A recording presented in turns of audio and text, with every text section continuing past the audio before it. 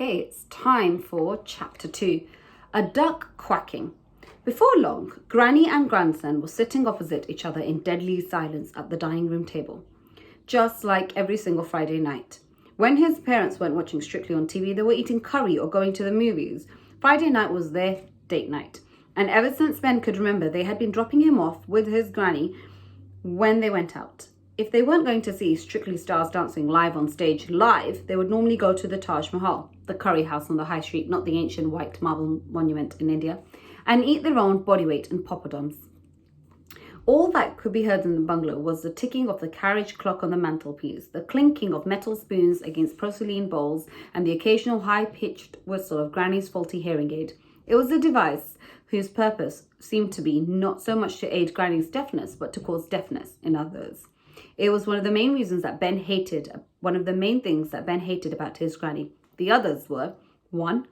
Granny would always spit in the used tissue she kept up her sleeve of her cardigan and wipe her grandson's face with it. 2. Her TV had been broken since 1992, and now it was covered in dust so thick it was like fur. 3. Her house was stuffed full of books and she was always trying to get Ben to read them even though he loathed reading. 4. Granny insisted you wore a heavy winter coat all year round, even on a boiling hot day, otherwise you wouldn't feel the benefit. 5. She reeked of cabbage. Anyone with a cabbage allergy would not be able to come within 10 miles of her. 6. Granny's idea of an exciting day out was feeding mouldy crusts of bread to some ducks in a pond. 7. She constantly blew off without even acknowledging it. 8. Those blow-offs didn't just smell of cabbage, they smelled of rotten cabbage. 9. Granny made you go to bed so early it seemed hardly worthwhile getting up in the first place. 10. She knitted her only grandson jumpers for Christmas with puppies or kittens on them, which he was forced to wear during the whole festive period by his parents. "How's your soup?" inquired the old lady. Ben had been stirring the pale green liquid around the chipped bowl for the last 10 minutes, hoping it would somehow disappear. It wouldn't. And now it was getting cold. Cold bits of cabbage floating around in some cold cabbagey water. It's delicious, thank you," replied Ben. "Good." Tick-tock, tick-tock. "Good," said the old lady again. Clink, clink. "Good." Granny seemed to find it as hard to speak to Ben as he did to her. Clink-clank, whistle. "How's school?" she asked. "Boring," muttered Ben. Adults always ask kids how they're doing at school. The one subject kids absolutely hate talking about. You don't even want to talk about school when you are at school. "Oh," said Granny. Tick-tock, clink-clank, whistle, tick-tock. "Well, I must check on the oven," said Granny after the long pause stretched out into an even longer pause. "I've got your favourite cabbage pie on the go." She rose slowly from her seat and made her way to the kitchen. As she took each step, a little bubble of wind puffed out of her saggy bottom. It sounded like a duck quacking. Either she didn't realise or was extremely good at pretending she didn't realise. Ben watched her go and then crept silently across the room.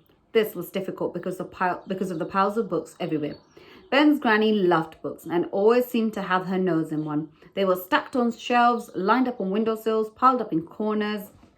Crime novels were her favourite. Books about gangsters, bank robbers, the mafia and the like.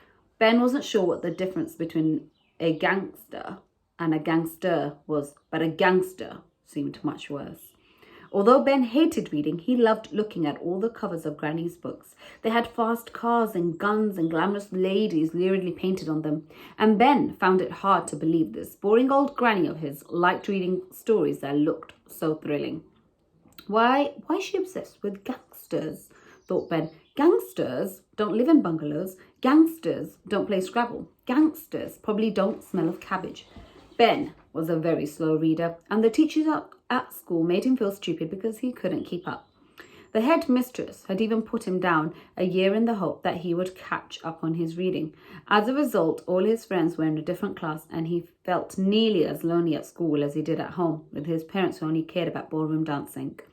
Eventually, after a hairy moment when he nearly knocked over a stack of real-life crime books, Ben made it to the pot plant in the corner.